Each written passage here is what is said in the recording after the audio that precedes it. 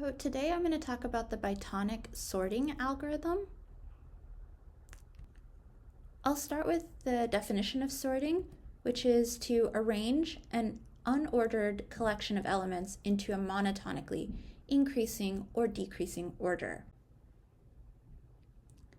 Now, the reason that we're interested in Bitonic sort is because it's a type of parallel sorting algorithm, which also includes things like merge sort and quick sort. The other nice thing about Bitonic sort is that it's going to use a sorting network, and sorting networks mean that this particular sorting algorithm is oblivious, which means it does not depend on the structure of the data that it's given. Because I want to talk in more detail about the Bitonic sort, I need to explain a sorting network. A sorting network is a network of comparators designed specifically for sorting. So you can see here you have your input wires, and those go into these comparators, and the comparators are then interconnected somehow and go into more comparators until finally it comes to the output. So what exactly is a comparator? Well, it's a device with two inputs x and y and two outputs x prime and y prime.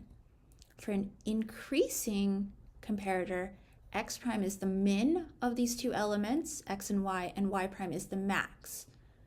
And for a decreasing comparator, it's vice versa. We'll denote an increasing comparator by circle plus and a decreasing comparator by circle minus. Now, for a Bitonic sort, the key operation is to rearrange a sequence that's already Bitonic to be ordered. A Bitonic sequence is a sequence of elements A0 through AN-1, which kind of looks like a pyramid. So there's going to be some I, where up until that point the sequence is increasing, and after I, at I plus 1, the sequence will be decreasing. Or there's a cyclic shift of indices such that the above is satisfied. So let's look at some examples. 1, 2, 4, 7, 6, 0. As you can see, up until 1, 2, 4, 7, it's increasing and then it decreases. And 7 is at I equals 3. Another sequence is 8, 9, 2, 1, 0, 4. If you shift 4 to the first position, then 4, 8, 9 will be increasing and 2, 1, 0 is then decreasing. So that's a cyclic shift and is also a Bitonic sequence. So we can sort a sequence that's already Bitonic this way. Suppose that S is a Bitonic sequence and you have A0 up until AN over 2 minus 1 be the increasing part of the sequence, and AN over 2 down to AN minus 1 as the decreasing part of the sequence. So it splits exactly in half. Because it's split exactly in half, we can create these two subsequences of S, S1 and S2. And these two sequences are built in a similar way. You pair up elements from the first part of the split and the second part of the split.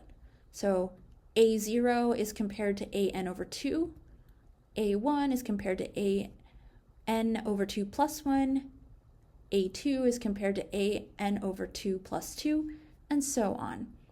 And S1 takes each of these pairs of checks and takes the min out of them, whereas S2 takes the max out of them.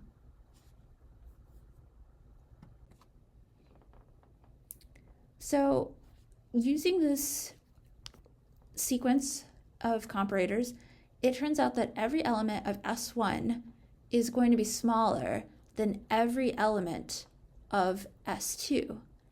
And both S1 and S2 are Bitonic. So we've reduced the problem of rearranging a Bitonic sequence of size n into two Bitonic sequences of size n over 2. If you apply the procedure recursively on S1 and S2, eventually you get down to 2 elements. And if you do the trick of S1 and S2, it actually gives you a sorted sequence. So now we can build a sorting network to implement this Bitonic merge algorithm. This network is called the Bitonic merging network, and it contains log n columns. Each column has n over 2 comparators and performs one step of the Bitonic merge. To clarify, let's look at an example of a Bitonic sequence and see how it gets sorted. Our original sequence is Bitonic, and so we have numbers increasing up until exactly the center, and then they start decreasing. So I have 16 elements here, so I'm going to split it to get 8 elements on either side, and I'll take the min and the max. And I'll do it again. In order to get down to 2 elements, you need to keep splitting 16 until you get to 2, which takes log 16 splits.